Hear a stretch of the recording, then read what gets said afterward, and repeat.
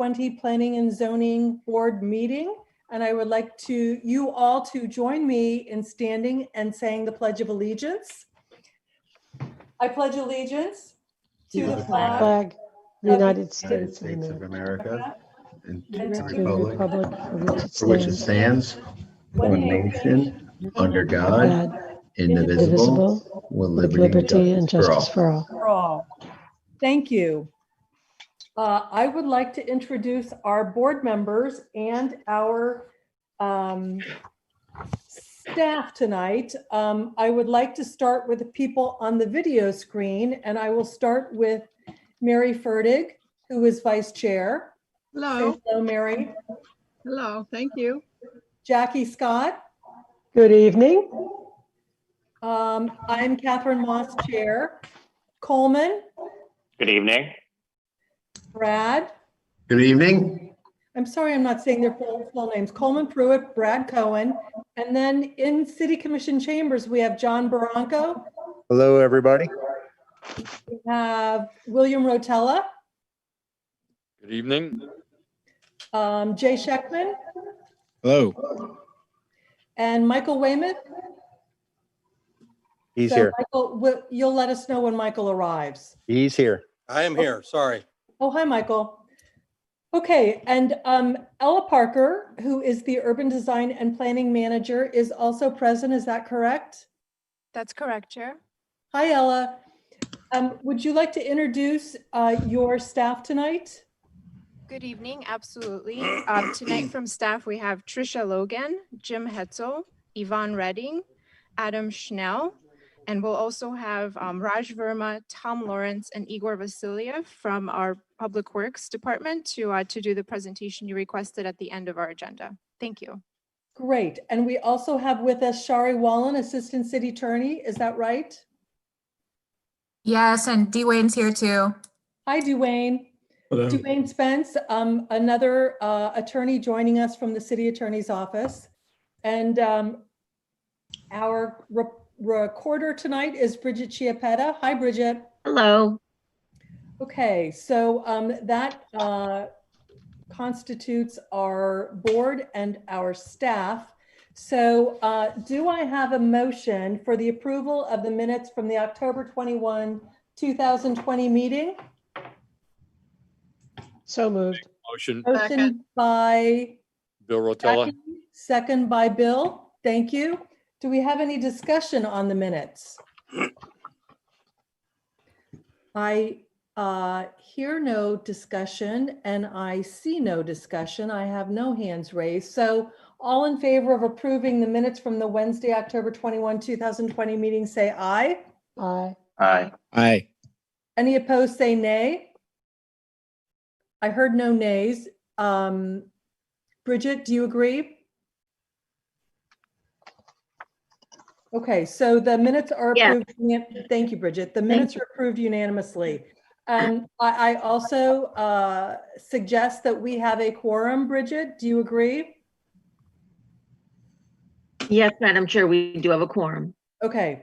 At this time, I'd like to swear in all members of the public, not I, but at this time, we would like to swear in all members of the public speaking on any item coming before the board tonight. So if you are speaking on any item coming before the board tonight, please stand and raise your right hand and you will be sworn in. City moderator, can you please unmute the attendees? Please raise your right hand. Do you swear or affirm to tell the truth, the whole truth, and nothing but the truth? Yes. Thank you. Yes. Thank you. All right, that takes us to item number 1. This is ZR 19004. It is quasi-judicial, so I would like to get disclosures from the board. I'm going to start with Michael Weymouth, disclosures on item number 1. Chair, I need to abstain and recuse myself from this item. Okay. Could you please state the reason? I'm conflicted. I'll put it in my report. What's the conflict? Can you please state the conflict? I spoke to Dwayne earlier on this. I don't know if I need to disclose it. Do I need to disclose it? Yes. Okay. I am currently involved in a legal matter with a tenant of mine, which somebody presenting has some representation of that person. Okay, thank you. All right, moving on to Jay Scheckman, disclosures on number 1. No disclosures. Jackie Scott, Site visit. Bill Rotella, Site visit, Coleman Pruitt, None. Brad Cohen, None. John Baranco, Site visit. Mary Fertig, Site visit. and I have none. So who is presenting for item number 1? Mr. Pizzi? Yes, I'm here. It's great Did to I be say here. your name correctly? That is correct. Perfect. Yeah. Okay, terrific. You are up. Okay, great. Well, Michael Pizzi on behalf of Extreme Action Park and its owners, and it's a privilege to be here. First, I want to thank Yvonne Redding and Tony Fajardo and all the members of your staff who've really been excellent in guiding us throughout this process. Let me tell you a little bit about Extreme Action Park. Extreme Action Park is one of the largest indoor amusement and family entertainment centers in Florida, located in the vicinity of 5300 and 5320 Power Line Road. Extreme's been open. It's about 16 acres, and the entire lot is a little over 600,000 square feet for the lot size. Extreme has been since June of 2015. Extreme Action Park has been open about 5.5 years now, presenting the finest in family entertainment to people in South Florida. Extreme does a laser tag, virtual reality. They have a beautiful go-kart track, and they serve some food, and they've got mini golf and a whole bunch of an arcade for kids, and a whole bunch of wonderful basketball, a bunch of wonderful family entertainment establishments for the community. They become, as your staff has said, they become one of the most popular attractions for local people to have fun and keep their tax dollars in South Florida and not travel other places. It's actually become a nice destination, not just for the people in the Fort Lauderdale area, but for people throughout South Florida who come to Extreme Action Park all the time to have a good time with their families. They have a lot of a large loyal customer base. We've never had any problems. And I want to note a couple of things that are very important about Extreme. Extreme has always employed about an average of 200 residents, most of whom live in Fort Lauderdale, and really good taxpayer jobs with great benefits. Extreme recently, by the American Amusement Association, recently named Extreme at a national awards program the number one indoor amusement park in the country. So we're very, very proud to have them in the city of Fort Lauderdale. And they noted that what made Extreme so special, what really caused them to name Extreme the number one amusement facility in the country, was their work in partnership with the city to engage in charitable activities and give back to the community and provide family entertainment. We're here tonight because the city has, we're here actually at the request of the city. This Extreme, since June of 2015, Extreme's been doing, we're here to keep Extreme doing exactly what it's doing. We're here to tell you the good news is we're here to tell you that Extreme's goal is to continue operating a family entertainment and amusement facility like it's been doing for 5 years with the full support of the city and in partnership with the city with no complaints from anyone. At some point, the staff came to Extreme and said that because a lot of the attractions had been approved as legal non-conforming uses over the years, which continue to expand. Originally, there was a Mars Music at that location many years ago, and it was a legal non-conforming use. And a lot of the attractions were approved as expanded legal non-conforming uses. So your excellent staff met with Extreme and said, listen, we love what you're doing. The city's very, very happy with you. Everybody loves Extreme Action Park. But we think it would be better if you changed your zoning from industrial to commercial recreational, because that would better suit what you're doing. So the staff advised us that even though people are happy with you and you're a good community partner, and even though Extreme has really become a welcome staple of the Fort Lauderdale community, it would be best to change the zoning from industrial to commercial recreational, because that zoning category more matches what you guys are doing so well. So we're here tonight to say that we did exactly what the staff requested. So we're here to let you know that we're happy to say that we complied with staff's request, and we're here to change the zoning from industrial to commercial recreational, so we could continue doing what we're doing, and so we could comply with staff's request to make sure that the zoning more matches what we're doing. But I want to note the following. We're not changing what we're doing. What we're doing is consistent with your zoning regulations and the master plan.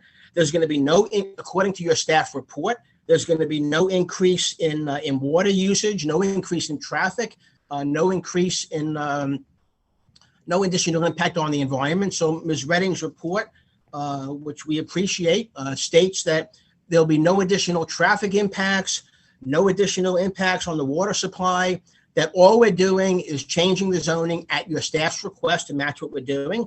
I would note a couple of things that if you look at your staff report, we meet the objectives of the comprehensive master plan.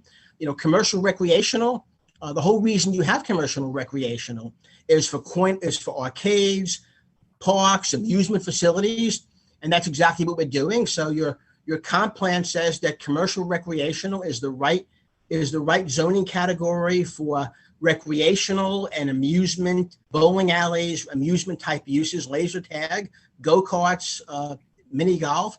So according to your staff, the change to zoning to commercial recreational, we're going to be doing exactly to the letter what we're going to be doing, the conditional uses that according to your code are exactly the types that are permitted and encouraged in that area. I would also note that your comp plan goal 1, objective 1.351 says one of the goals of your comprehensive master plan is to, expand the economy and promote tourism.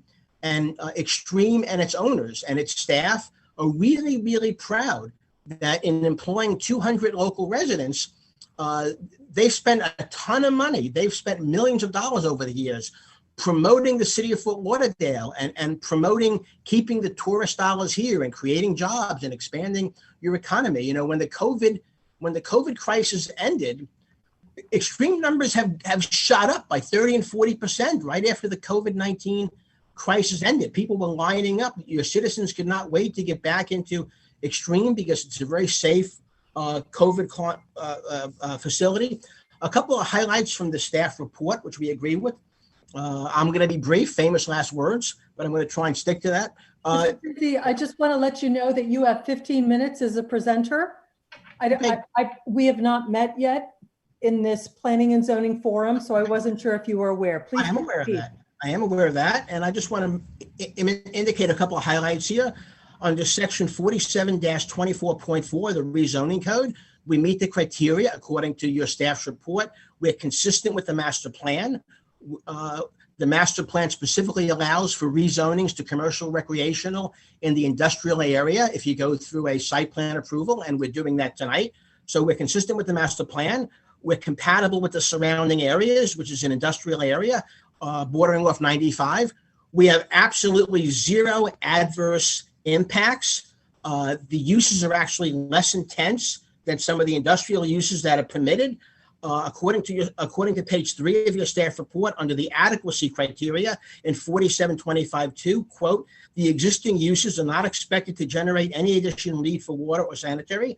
On page 4 of your report, it states, and I quote, the proposed rezoning is in conformance with the pattern of development in the area, and quote, community recreational is intended to promote these type of planned activities. And finally, the staff report states, and I'll quote, it's the rezoning from industrial to, and I'll end on this note, according to your staff report, it states, quote, the rezoning from industrial to community recreational is not only permitted under the comprehensive master plan, but it also helps promote the objectives. In terms of flex allocation, we're using 16 acres, leaving almost 500 acres in flex allocation for commercial recreational. So I would note that Extreme Action Park is really proud. Extreme Action Park and its staff and its owners, they are privileged and honored to serve the city of Fort Lauderdale, to partner with you on charitable activities, work with your police and serve the citizens.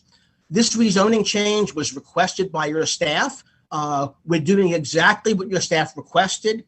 And at the end of the day, the rezoning change will allow us to better comply with the code. It will allow us to do what your staff requested. It will allow us to continue serving the residents. There will be no increase in traffic, no negative impacts.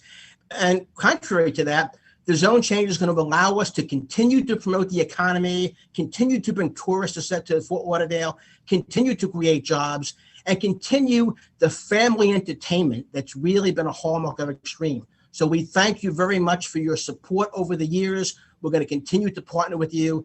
And we've done what the staff requested, and we ask you to approve the zone change so we can keep doing exactly what we're doing. And God bless and be safe. Thank you, Mr. Pizzi. The same to you. Before I get to hands, is it the desire of the board that the staff report be made part of the record on item number 1? Mary All in Purdy, favor, so aye? moved. Aye. Aye. Is there any opposition? I don't think. Madam Chair, Yes. there has to be a small correction to the staff report. Yvonne, did you want to state your correction? Yvonne, are you there? Hello? Yes, the flexibility rules subsection, Yvonne? Yes, I'm trying. It's on. My mic is on. It shows muted though. It's weird. So this is Yvonne, Madam Chair, on the flexibility rules under the applicable ULDR sections. I need to correct it to say 47-28.1.J instead of the G, which I referenced in my staff report. Okay, terrific. Scrivener's error, correct? There you go. Okay. All right. So we had a motion. I had asked if anyone had any opposition to incorporating the staff report as amended by Yvonne in the record. I asked for ayes. I heard several. Are there any nays? Hearing no nays, I'll say that Jackie? No, it wasn't a nay. I was going to make a motion to approve, but keep Okay, going. hold on. I've got some hands. I have hands from the commission chambers. What does that mean? That's me. Okay, Jay? I had a question for Mike Pizzi. Sorry if I didn't say that correctly. I'm just trying to understand. Did you say that the city came to you and asked you to rezone the property? Well, we had a series of meetings with the city when we were permitting some of the virtual reality and some of the other attractions that are very popular there. And the city said that rather than do any additional non-conforming uses, we really want you to change the zoning from industrial to community recreational. And we did that, and we have fully cooperated, and we're going to keep doing exactly what we've always done. Got it. Thank you. And they've been great. We want to thank them again. Mary? Oh, if someone's still questioning, that's fine. I was seconding Jackie's motion, That hasn't been made yet? but she's making it. Okay, well then, whatever. All right, let me know when we should do it. So do I have any more comments from anyone present in City Commission chambers? Yes, John Bronco, Madam Chair. I had a question for staff.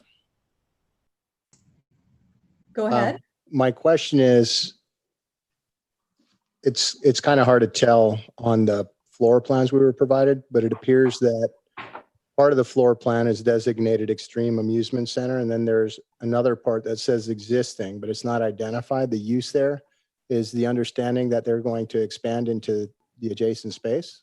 The building was built as a warehouse, so that remaining space is remaining warehouse. Okay. That is not changing over to Extreme Action Park. So Extreme Action Park has expanded, and they may expand into the warehouse, but that's not the plan at this time. And the rezoning covers all the uses, so they would never have to come back in for a special use variance or whatever. But Correct. the question where I'm leading to is, what are the parking requirements for this type of use? And are they greater than the 400 or 500 parking spaces they have there now? they meet their parking as now, because They- it used to they- be the Mars Music, Music Park, whatever, and they Mhm. had enough parking. Do you have enough parking? Oh, so the parking itself, whether or not they meet today's code it would be an existing non-conforming Correct. parking? I got you. Okay. No, incorrect. Dwayne Spence, Assistant City Attorney. So this is not a legal non-conforming use. It is a non-conforming use. A recent change to the Broward County Comprehensive Plan has allowed for this type of use in the underlying land use. And that's why the city has asked them to move forward with the rezoning. The parking situation will be addressed on a use by use basis. It's not relevant to the rezoning requests at this time. So as uses come forward, staff will do an analysis at that time to determine if sufficient parking exists for the proposed uses at that time. Okay. That's where I was leading. So we're not approving anything at this point with regard to. That's correct. So you're approving the rezoning that allows for the uses, but they would still have to come to the city whenever they do these expansions to determine whether or not they have sufficient parking and so forth. Understood. Thank you. Bill Rotella? Figure out my button here. So the original building, that's the Extreme Park, it also appears that the former Sims building is being included in this. Yeah, I would note that when we submitted this, Mr. Fajardo, who's really been excellent, and the staff, they informed us that the staff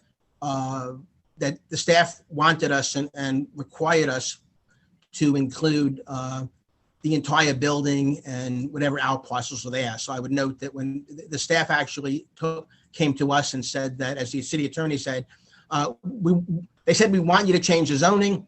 And they said that the staff is requesting and desires that it has to be the entire building and it has to include all the outparcels. And we've included that at staff's request, so we could submit the entire zone change. But as the city attorney said, so we're including the outparcels because staff wanted us to change the zoning for everything, and we did that at staff's direction. But we would notice the city attorney said, obviously, on a use by use basis, we still have to come back to the city at that time. Okay, and maybe someone just for staff. I mean, when you talk about an out parcel, I think that's a 50,000 square foot plus building. So that's a pretty significant building that was originally parked for industrial. And I know we'll get on another day to the parking piece and the use piece, but that's a big building that all of a sudden has the potential, at least, I guess, to becoming amusement. So I'm just kind of curious as to how that was decided to infuse that or include that in with the Mars Music or former Mars Music building. Do we have anyone from staff to comment on Bill's statement question? So rezoning the entire parcel to commercial recreation allows those existing uses to remain, and just to validate the Extreme Action Park portion. And in the future, if they do change anything in those other parcels, they would come through staff's review. But the other remaining uses would be still in effect. Okay, and Mike, maybe can you tell me, is there anyone currently occupying that former Sims building? No. Okay. Thank you. That was Yvonne Redding for the record. I see no other hands anywhere. Is that correct? Do I have anybody from Commission Chambers wishing to speak from the board? I see no hands, so I'm going to open this up to the public. Do we have any members of the public wishing to speak on item number 1, case number ZR19004, rezoning of the Extreme Action Park? Bill, your hand is still up. Did you have another comment? I'm sorry, I'll try to get it down. Okay, no problem. Do we have any members of the public wishing to speak on this item? Chair, we don't have anyone from the public that signed up to speak on this item virtually. And is anyone here from the public wishing to speak on this item in the commission chambers? I don't see any hands. Is that Tricia? Yes. Thank you. Okay, so Jackie, did you make a motion to approve? Yes, I make a motion to approve. Mary, did you second it?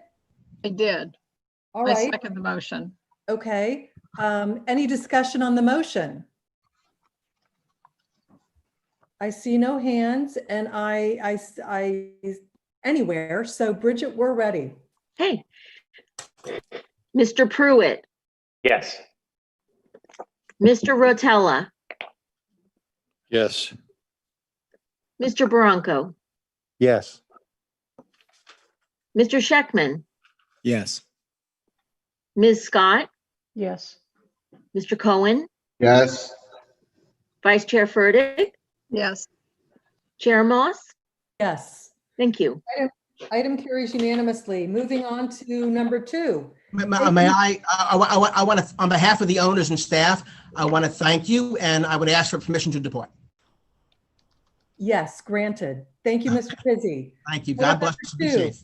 PLN AR 2009-0005. This is relating to the South Fork Marina. It is quasi judicial. I'm going to ask for disclosure, starting with Jay Scheckman.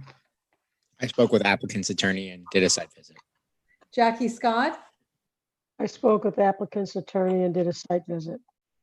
Bill Rotella, I spoke with applicant's attorney. Coleman Pruitt, I spoke to the applicant's attorney. Brad Cohen, I spoke with applicant's attorney. John Barranco, I'm going to recuse myself on this one since I am the architect of record for the project being presented, and I will step down from the dais.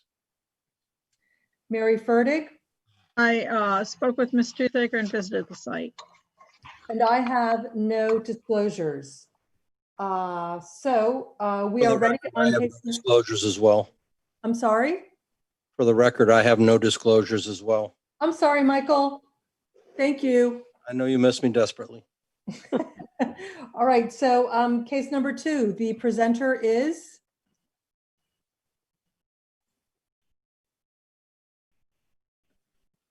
Do we have a presenter? I see Stephanie's name on the list of attendees. I don't know if she's been given the proper permissions. Trisha? Hi, good evening. Can you hear me? Yes. Hi, yes, thank you. I was in the waiting room, but hadn't been given access, so I apologize for the delay. This is Stephanie Toothaker on behalf of the applicant. South Fork Marina. Many of the members of the Planning and Zoning Board may remember this is a project that came before you in 2018 and then went on to the City Commission, so it's got a long history. It was obviously approved at that time. It's an in-water mega yacht marina. We worked very closely with the Shady Banks neighborhood and many of the stakeholders in the area. The Planning and Zoning Board approved the project, as did the City Commission, and the project is actually under construction right now. I do have just a short PowerPoint I'll take you through. If you could please give Estefania Mayorga the ability to share her screen. Trish, I would appreciate it. She's got the PowerPoint on her screen.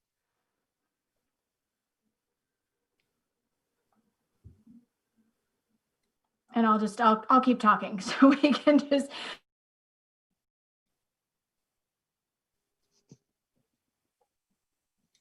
Let's give her a few seconds.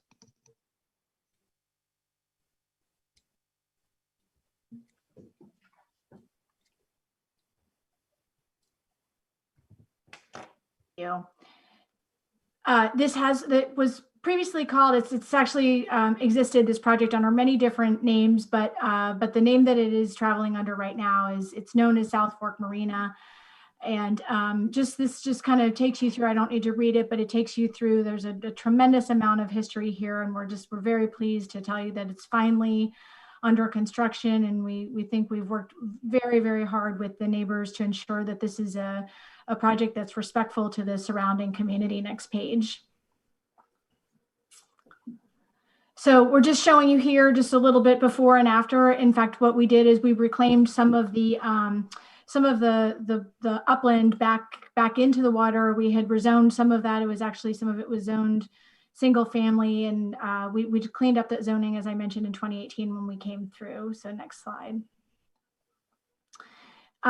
This is a very minor site plan amendment. It unfortunately could not be handled administratively, but the only change to the approved project is an increase in the square footage of the clubhouse. The clubhouse was originally 1,553 square feet, and we're increasing that square footage to 3,035 square feet, which is a net change of 1,482 square feet. There are no other changes to the site plan.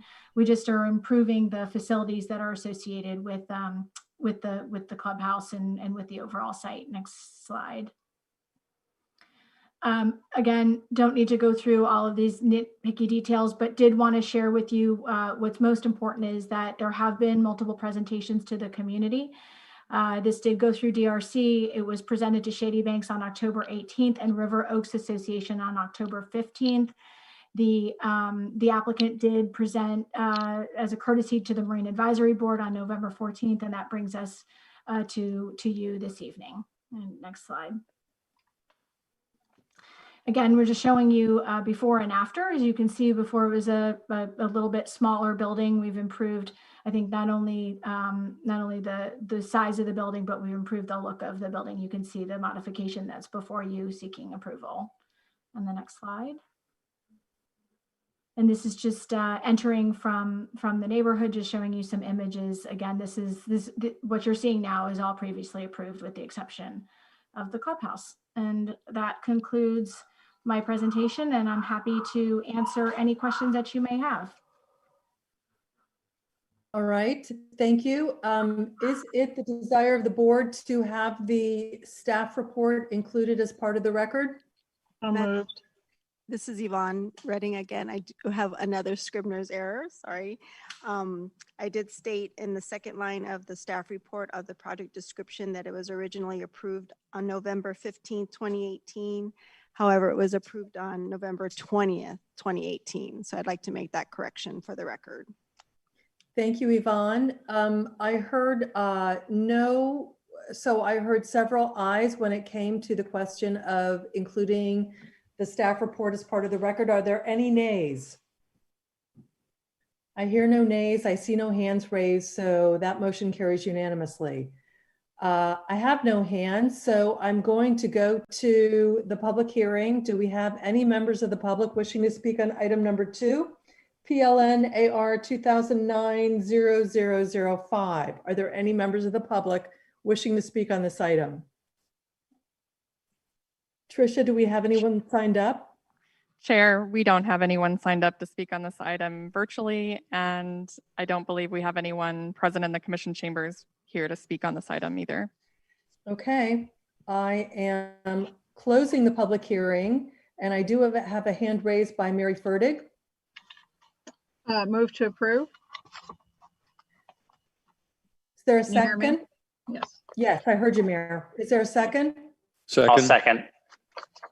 Who was the first one? Was that Bill or Brad? So The Bill, first that's close. Bill. Okay, thank you, Bill. All right, so I have a motion and a second to approve. Is there any discussion on the motion? Hearing none and seeing no hands raised. Bridget, we are ready. Madam Chair, can I read the resolution and just ask the reason for the approval? Do you adopt the findings of fact in the staff report? Yes. Yeah. Is that All right? right. Okay, so a resolution of the Planning and Zoning Board of the City of Fort Lauderdale, Florida, approving an amendment to a site plan level 3 development permit for a marina located at 1500 Southwest 17th Street, Fort Lauderdale, Florida, to increase the gross floor area, case number PLN AR 2009-0005. All right, Bridget, with that, we're ready. Okay, Mr. Rotella, Yes. thank you. Mr. Weymouth, Yes. Mr. Schechtman, Yes. thank you. Ms. Scott, Yes. Mr. Cohen, Yes. Vice Chair Fertig, Yes. thank you. And Mr. Pruitt Yes. and Chair Moss. Yes, item Thank you. carries unanimously. Thank you. Thank you Moving very on- much, everyone. Moving on to number 3, PLN Site 2002-0003. Let's see, parking reduction at Holden Fort Lauderdale Senior Living. This is quasi judicial, so I am going to ask for disclosure, starting with Jackie Scott. Spoke to the applicant's attorney. Bill Rotella, Spoke with the applicant's attorney and site visit. Coleman Pruitt, Spoke to the applicant's attorney. I believe there was a letter that Ella provided as well. Brad Cohen, Spoke to the applicant's attorney. John Baranco, Yes, spoke to the applicant's attorney. Mary Fertig, Spoke with the applicant's attorney and read the letter from the Lake Ridge Civic Association. Michael Weymouth. Are you there, Michael? Sorry about that. I'm pulling a Mary. I did a site visit and I received the letter from Ella, and I also spoke to the applicant's attorney. Jay, Site visit, spoke with the applicant's attorney and also reviewed all letters received. I spoke to the applicant's attorney and I read the letter as well. Robert,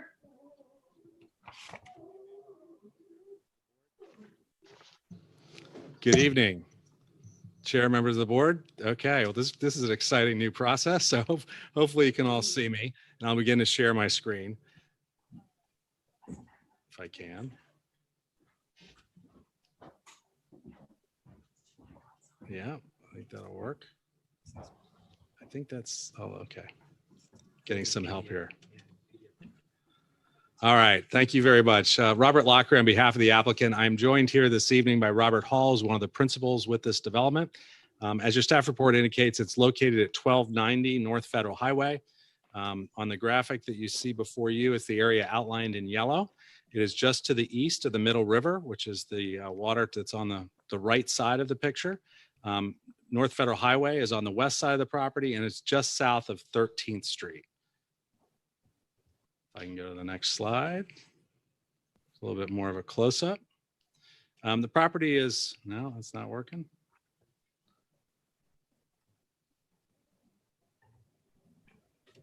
There we go. I think I'm close. It was the little monitor thing was coming up. All right. I'll get better at this. This is like going back to April when we first started doing it on Zoom. The property was formerly a used car dealership. As I said, it is located just south of what would be 13th Street. On the west side of Federal Highway, of course, is 13th Street. And what you also see is the J. Mark's restaurant, which is directly across the street to the west. The proposal before you tonight is for a assisted living facility for seniors, 263 sleeping rooms, which includes 25 memory care units. The building is located and the property is located in a city's B1 Business Boulevard zoning district.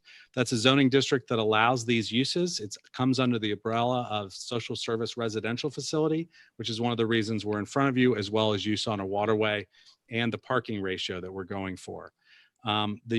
The use that's considered is actually done a little bit differently than your traditional residential. Rather than look at number of units, the city, in the case of assisted living facilities and social service residential facilities, looks at the number of actual sleeping rooms. And so that's why we reference the 236 sleeping rooms.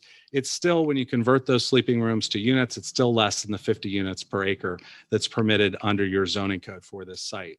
The zoning does allow a building up to 150 feet in height, so about 15 stories. And the proposal that's before you tonight is 8 stories, about 85 feet.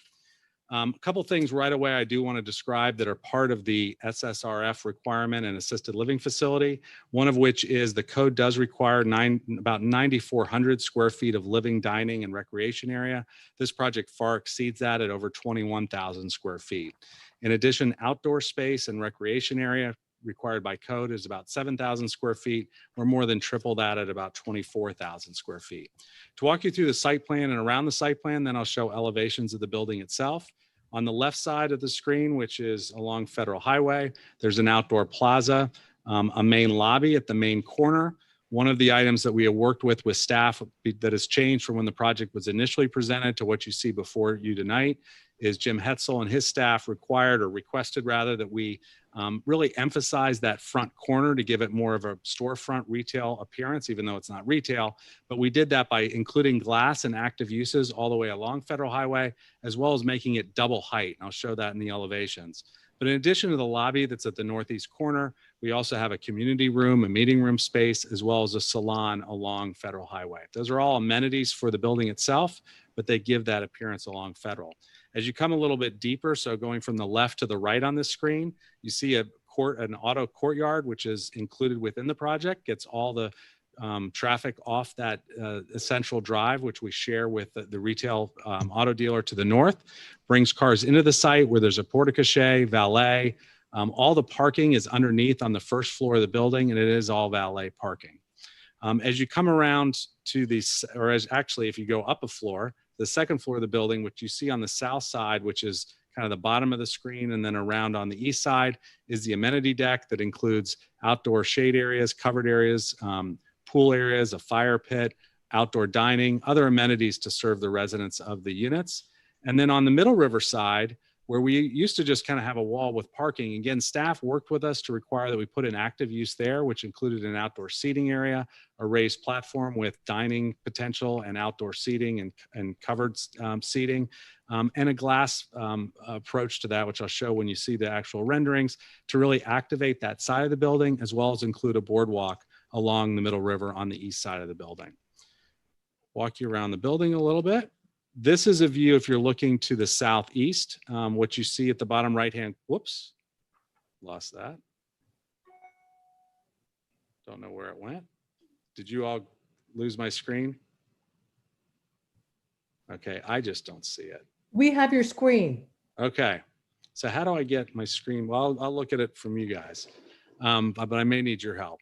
So what you see on the bottom right-hand corner is the double height glass area, which is the central lobby.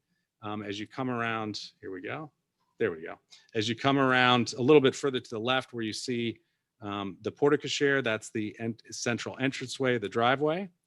The next slide I will go to is a little view higher up looking down towards the water. So this is looking due east with the pedestrian walkway and again, the auto court. And then I just passed it. This is a view from the water side, again, elevated. So this is from a drone looking back at the amenity deck, as well as the boardwalk and the glass area with outdoor seating along the water. The elevations of the building are contemporary style, but one of the things you notice right away is there is no back to this building. It does not have an institutional look. The units have balconies, there's plenty of glass, and gives a very residential look to this use. A couple other items, and then I'll wrap up and answer any questions. One of the items that is in the code, another requirement is the bedroom size, and the minimum bedroom size under this use is about 60 square feet. As your staff report indicates, we exceed that at 120 square feet, but I don't want to confuse anybody. That's literally the bedrooms. The actual units are much bigger than that. The average unit size in this project is about 800 square feet, with units that go up to about 1,500 square feet. So when you add the bedrooms to the living area, the dining kitchen, et cetera. In addition to that, the parking calculation is done differently for assisted living facilities and SSRFs. The SSRF zone parking category is a wide umbrella that includes a lot of different uses that come under that category. So when you actually go to the parking code, unlike most sections, which say, for example, if you're doing a bowling alley, it's X number of spaces per lane, or retail, it says, one parking space per 250. For the SSRF, what it actually says is 1 per 1,000, or presented to the Planning and Zoning Board, and it gives a list of criteria where you all look at the specific use and make sure that the parking works. In this case, we use two models to show that we had the required parking. One is the ITE manual, the Institute of Traffic Engineers manual, that has does have a more specific requirement for assisted living facilities. In addition, we used another example of a project that came before this board and has been approved and built, Belmont Village off of Sunrise Boulevard. And using the higher of those two, which was the Belmont Village example, our parking and traffic consultant came to the conclusion that this project would require 137 parking spaces. We're actually parking at 150 parking spaces, so we do exceed what we think is necessary for the project. I'm glad to hear that you all got copies of the letter. This project was presented in front of the Lake Ridge Civic Association, and they did write a letter of support for the project. happy to answer any questions you might have. Thank you. Thank you, Robert. I want to recognize Ella Parker right now for a brief statement. Yes, thank you, Chair. I just wanted to correct the staff report on the record. Page 1 in your table where it discusses density, the proposed density is actually 50 units to the acre, not 53 units. So just wanted to make that correction on the record. And Jim is here to address any questions if the board has. Thank you, Ella. So is it the desire of the board to make the staff report part of the record? Jackie? Yes, Madam Chair. Mary, do you second that? I do. All in favor, aye? Aye. Is anyone opposed?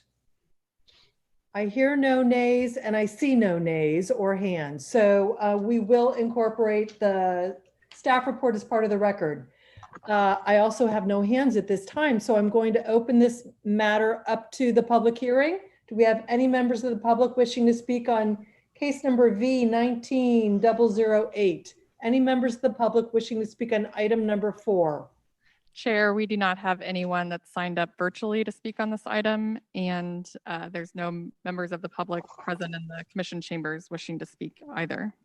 Thank you. Mary, is that a motion that you have planned? Yes, that's a motion to. Okay, let me close the public hearing. Oh, sorry. And bring it back to the board.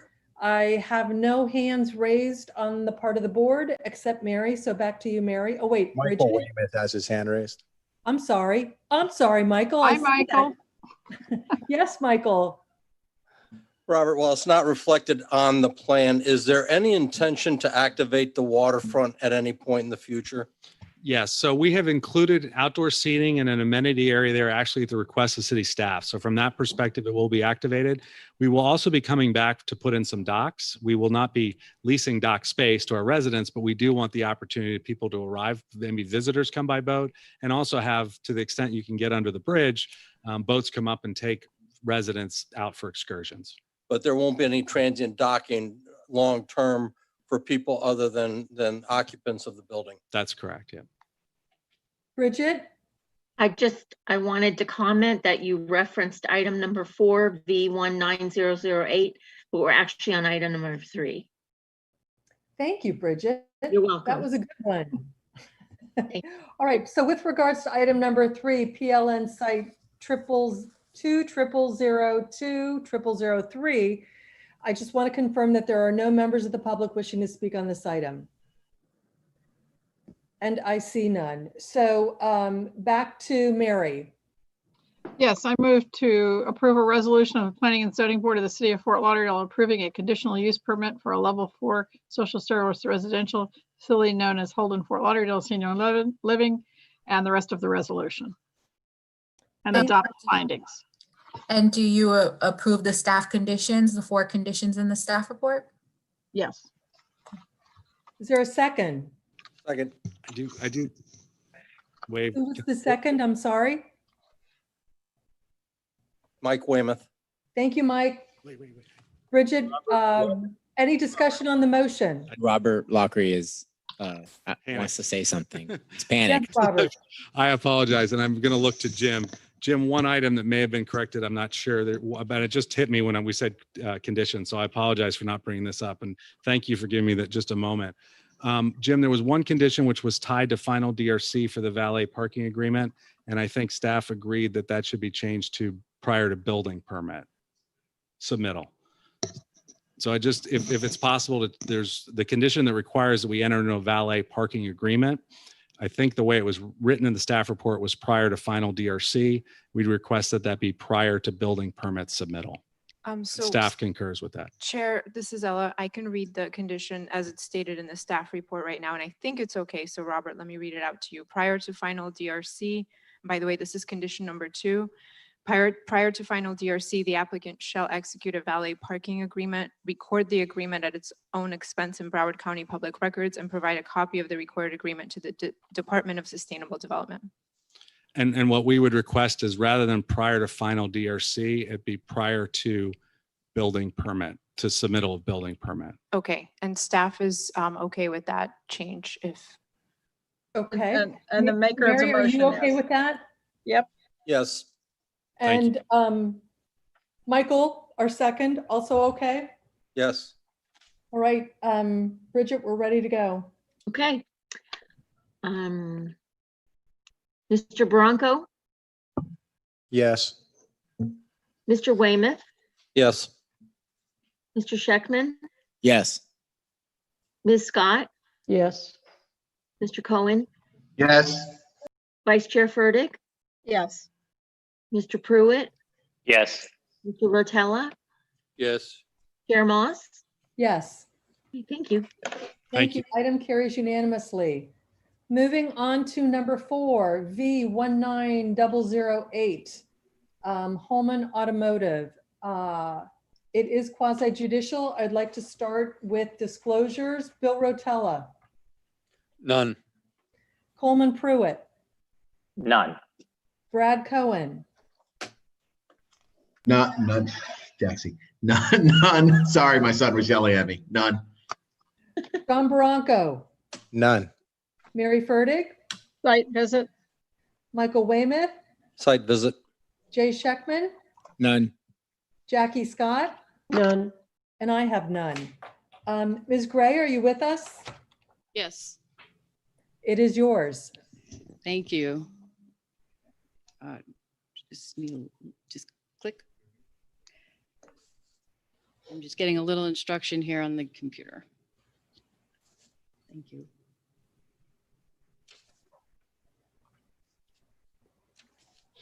And then just the arrows. Yes. Okay, got it. Thank you.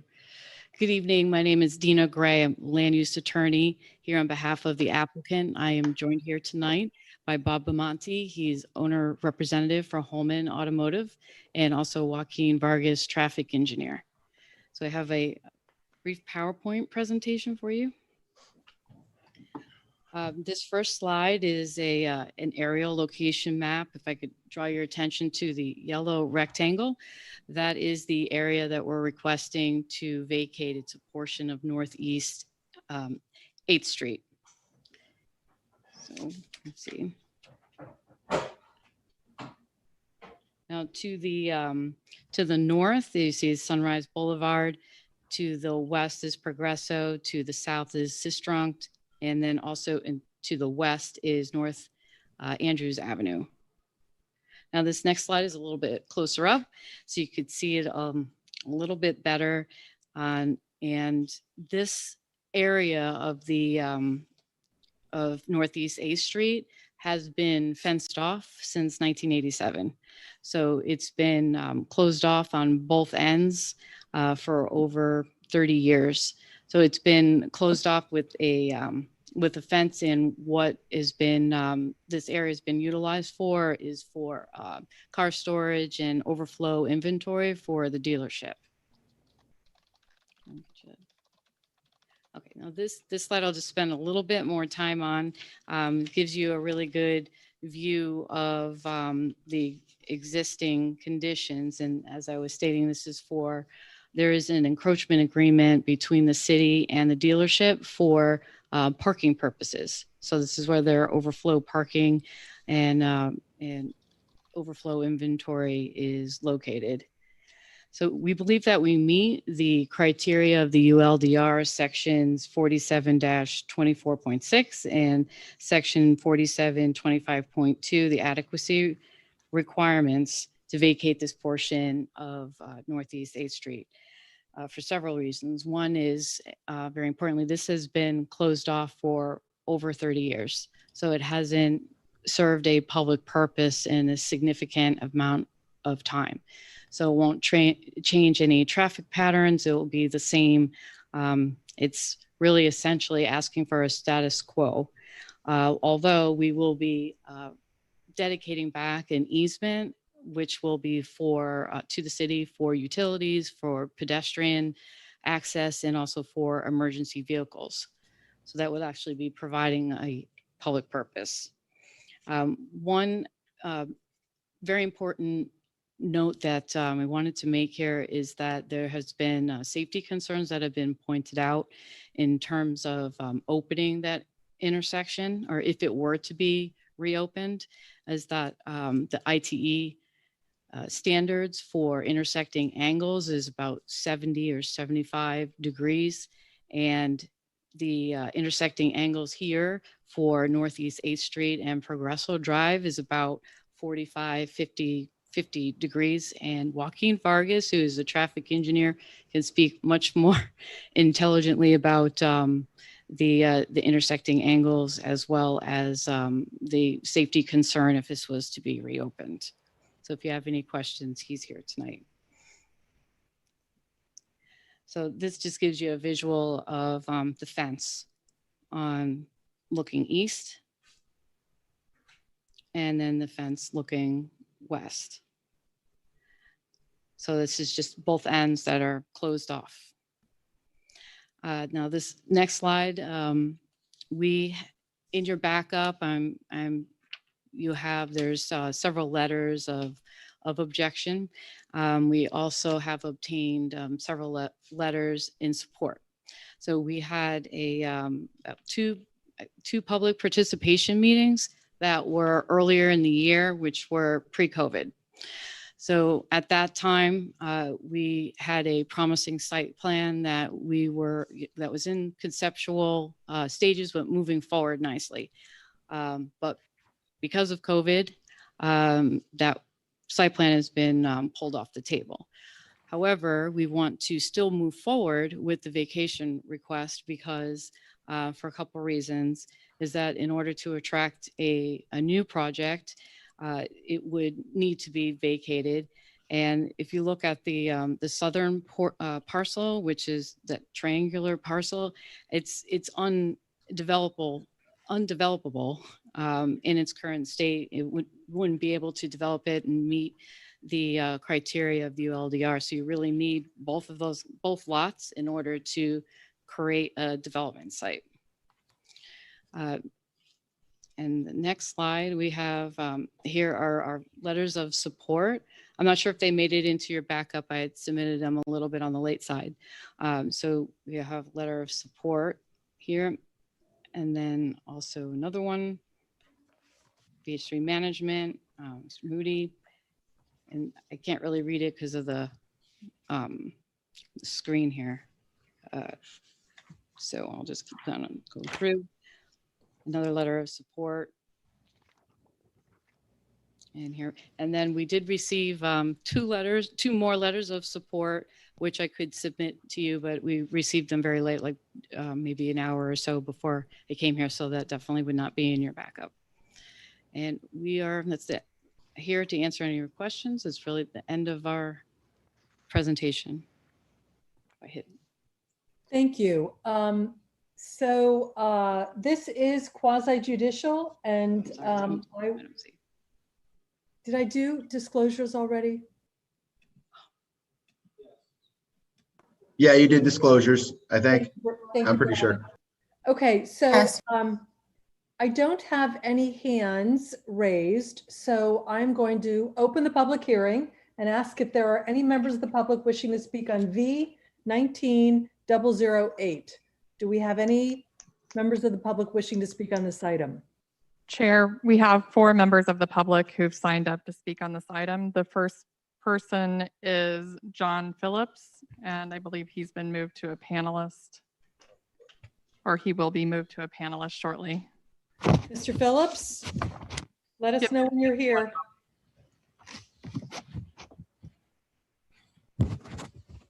Jack? Hello, Madam Chair. Hello. Can you hear me? Yes, I can. We I'm can. here with my client. Let me turn my cell phone Too off. so much I can feedback. double- Are you there?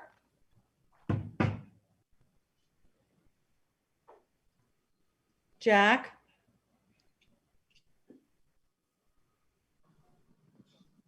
Hello, I just hit unmute. Can you hear me? Okay. Yes, I can hear you. Okay, can you see me? No, but that's okay. Oh, darn, I shaved and I have a shirt and tie on. All right, Anyway, you have 3 minutes. Madam Chairman, John Phillips here, members of the board. I represent Mr. Curatola, who's been a property owner here over 40 years. He and other shareholders were, as Ms. Gray mentioned, were shown on at least 2 occasions, going back to last January, a proposed site plan of a project which at the time suggested this Northeast 8th Street had to be